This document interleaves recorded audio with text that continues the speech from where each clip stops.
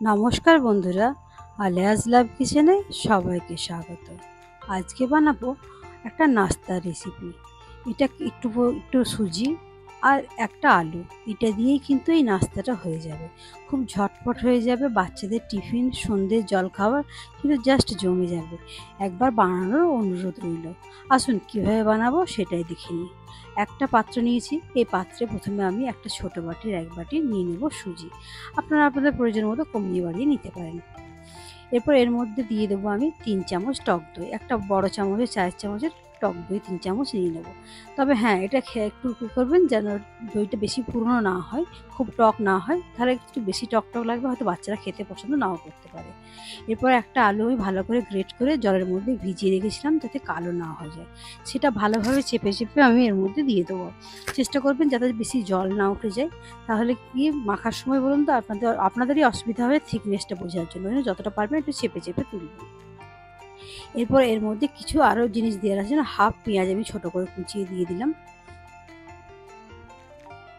এরপরে একটু আদা কুচি আর একটা কাঁচা লঙ্কা কুচি আমি দিলাম। কাঁচা লঙ্কাটা যদি বাচ্চারা খায় আপনারা স্কিপ করতে পারেন। স্বাদ মতো নুন দিয়ে দিলাম। নুন ঝাল এগুলো আপনারা নিজেদের স্বাদ মতোই দেবেন। একটু সামান্য কালারের জন্য লঙ্কার ব্যবহার করলাম। একটা ছোটো চামচের সামান্য পরিমাণ লঙ্কার গুঁড়ো ব্যবহার করলাম। জিরের গুঁড়ো একটু দিয়ে দিলাম। জিরের গুঁড়োটা দিলে কিন্তু সেন্টটা খুব সুন্দর হয়।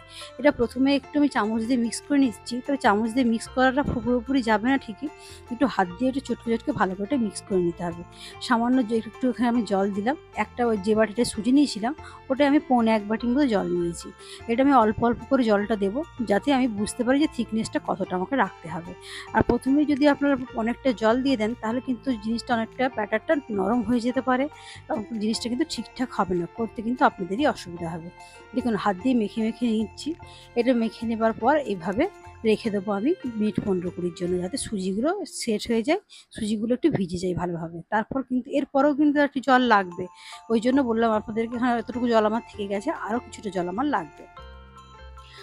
15-20 মিনিট পর ফিরে আসবো, ফিরে এসে দেখবো যে জিনিসটা আমার কীরকম হয়েছে। এবার 15-20 মিনিট পর ফিরে এলাম, বুঝতেই পারছেন ঢাকা দেওয়া ছিল আমার। এরপর এর মধ্যে আমি দিয়ে দেবো সামান্য পরিমাণ বেকিং সোডা। বেকিং সোডাটা একটু বেশ জিনিসটাকে ফুলিয়ে তুলতে বা ফ্লাফি যেটাকে বলি আমরা, ওটা করতে সাহায্য করবে। জিনিসটা বেশ স্পঞ্জি হবে, খেতে সুন্দর লাগবে। সামান্য পরিমাণ জল দিয়ে দিলাম এটাকে একটু অ্যাক্টিভ করার জন্য। এগুলো দিয়ে একটা হাতার সাহায্যে ভালোভাবে মিক্স করে নেব। দেখুন অনেক জলটা টেনে নিয়ে কিন্তু অনেকটা শক্ত হয়ে গেছে ব্যাটারটা। এরপর একটু পরিমাণ মতো জল আর একটু এখানে ব্যবহার আমি করে নেব। মোটামুটি একটা গাঢ় ব্যাটারি এখানে হবে। ওই 1.25 বাটি জল আমি নিয়েছিলাম, তার থেকে 2 চামচ মতো জল আমার থেকে গেছিলো। এইরকম জল দিলেই কিন্তু আপনাদের হয়ে যাবে।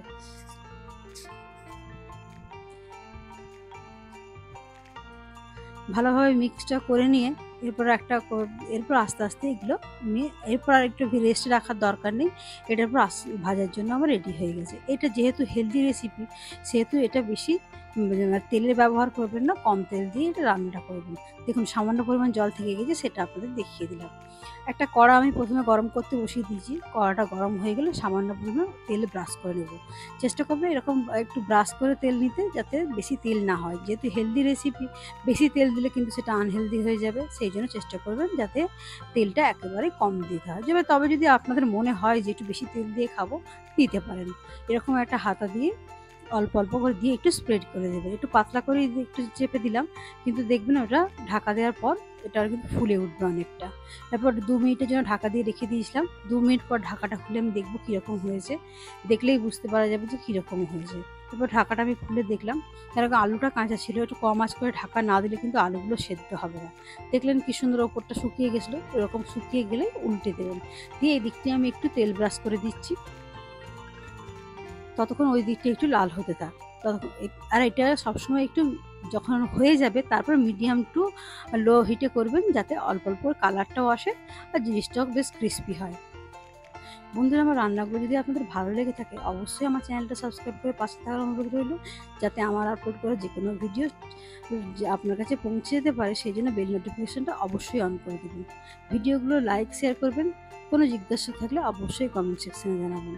আর হ্যাঁ বন্ধুরা, যদি আপনারা বানান অবশ্যই আমাকে জানাবেন। সেটাও আমার খুব ভালো লাগবে যে হ্যাঁ আমার বন্ধুরা এগুলো আমার দেখে দেখে বানিয়েছে, বা কার ভালো লেগেছে কার খারাপ লেগেছে, সেটাও আমি জানতে খুব আগ্রহী হয়ে থাকবো।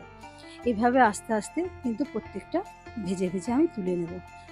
আমি একটু বেশিক্ষণ ধরে ভাজাটা দেখিয়ে দিচ্ছি, একটাই আপনাদেরকে দেখাচ্ছি, বেশি তো দেখাচ্ছি না, সেই জন্য একটু সময় নিয়ে একটা ভালো করে আপনারা দেখিয়ে দিচ্ছি যে কীরকম তুলবেন।